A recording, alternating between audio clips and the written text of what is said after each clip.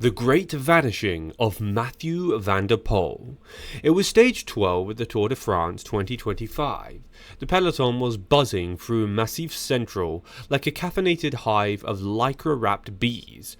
Tadej Pogacar had just won his 7th stage in 12 days, and somewhere amid the chaos, a subtle blip occurred. Mathieu van der Poel vanished.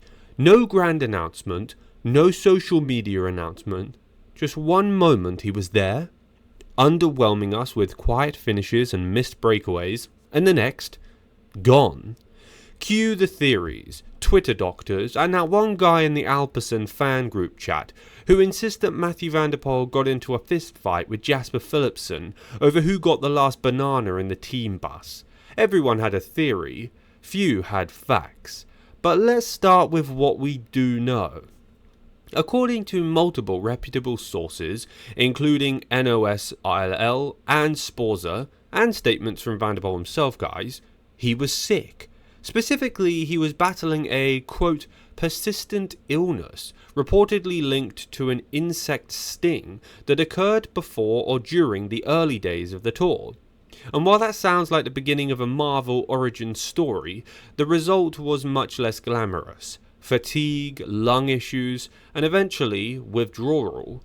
In his own words, he said, quote, I had hoped it would get better with some rest and easier stages, but it just kept getting worse. I was waking up more tired than when I went to bed. There it is. No drama, no soap opera, just lungs filled with phlegm, legs filled with lead, and a heart filled with meh. But don't worry, we'll get to the drama soon enough. The theories, a list of cycling internet's finest nonsense. Mathieu van der Poel, one of the sport's most aggressively stylish, hair-gelled aliens, pulling out of the Tour without a single win or wheelie? That's unacceptable on my books. Naturally, the internet demanded alternative explanations, and boy, did it deliver. Here are a few of the more legitimately stupid yet strangely viral theories. Theory 1. He got mad Tadej was winning everything. Apparently, watching Pogacar wheelie up the Col de Galabra while chewing a croissant and smiling for cameras was the last straw for Van der Poel, according to anonymous cycling TikTok users.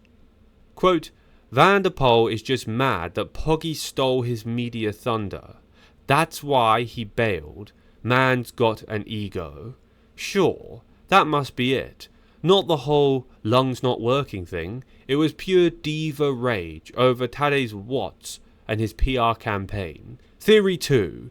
He didn't win a sprint, so he rage quit.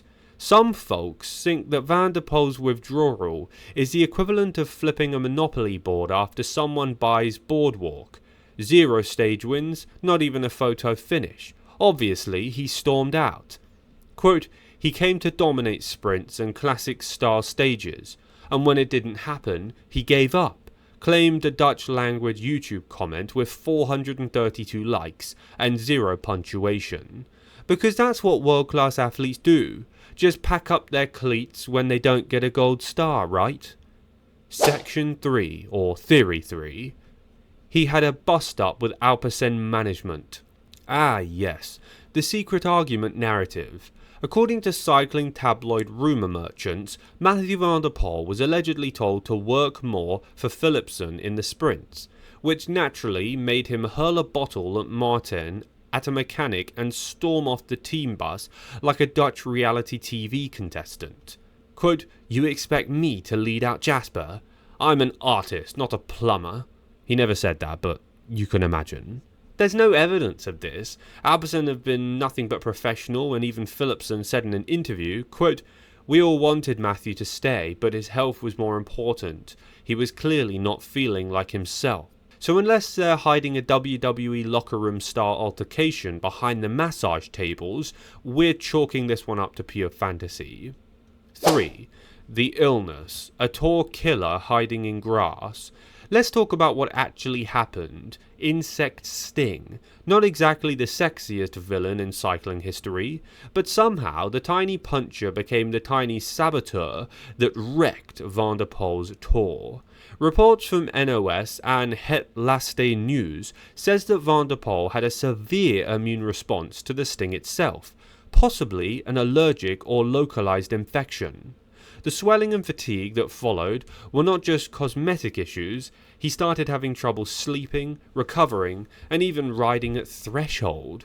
One Alpecin-Dupont staff member told HLN, quote, his body wasn't recovering at night, his resting heart rate was elevated for days, and any time he pushed, his legs had nothing to give. In elite cycling, where 5 watts can mean the difference between hero and pack fodder, this is the equivalent of racing with one shoe missing.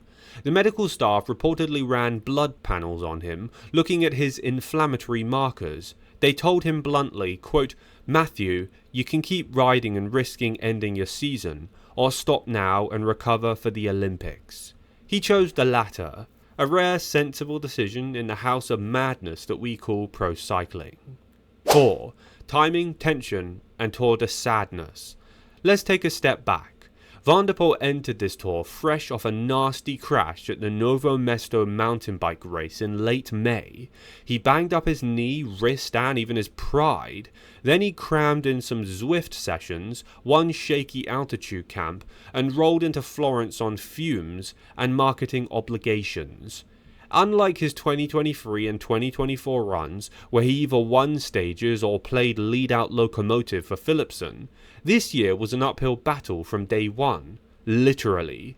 The tour started with 4,000 meters of climbing in stage 1. By stage 7, he was missing splits. Stage 9, he was dropped by breakaway companions, and by stage 11, he looked like a man being paid per kilometer of suffering. By stage 12, gone. Poof. Just a tweet. Quote, due to illness, Mathieu van der Poel will not start today's stage. Health is a priority. Of course, this didn't stop fans from speculating. It just added fuel to the rumour fire. Why this illness? Why now? Why not just ride through it, like we pretended all tough cyclists can do? Because Mathieu van der Poel isn't a diesel like Wout van Aert. He's a flamethrower. When you take away his oxygen and his spark, there's nothing left but a carbon frame and angry sunglasses. 5. What this means, besides less chaos in the peloton, especially for Montmartre. Let's be honest, Van der Poel was never going to win this tour, not with Pogačar playing jazz solos up every alpine climb, and Remco still believing he's a pure climber, even though he's also now dropped. But Van der Poel could have won a stage, maybe 2. He could have animated breakaways, pulled a downhill attack, or even helped Philipsen snatch a sprint victory. His presence alone reshapes how teams plan. When Van der Poel is in the break, you do panic, you chase him, and you overthink. Without him, the peloton breathes easier, the chaos level drops, and Jasper Philipsen, sprint train, looks more like a tricycle. Now the focus has shifted. According to Alpecin sources, Mathieu van der Poel is targeting the Olympics. He's already pulled out of post-tour criteriums and will reportedly go back to altitude in Livigno to recover fully before heading to Paris for the road race.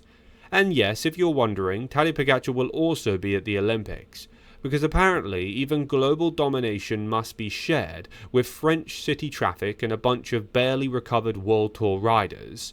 Still, Van der Poel's tour departure highlights a brutal truth about professional cycling. You don't just fight the road, you fight your own body. Thanks for watching today's video. If you're new here, please subscribe to stay up to date with all of the latest cycling news, cycling drama, and cycling results. Leave a like on today's video for good luck, and don't forget to comment down below your opinions or anything I've missed in today's video.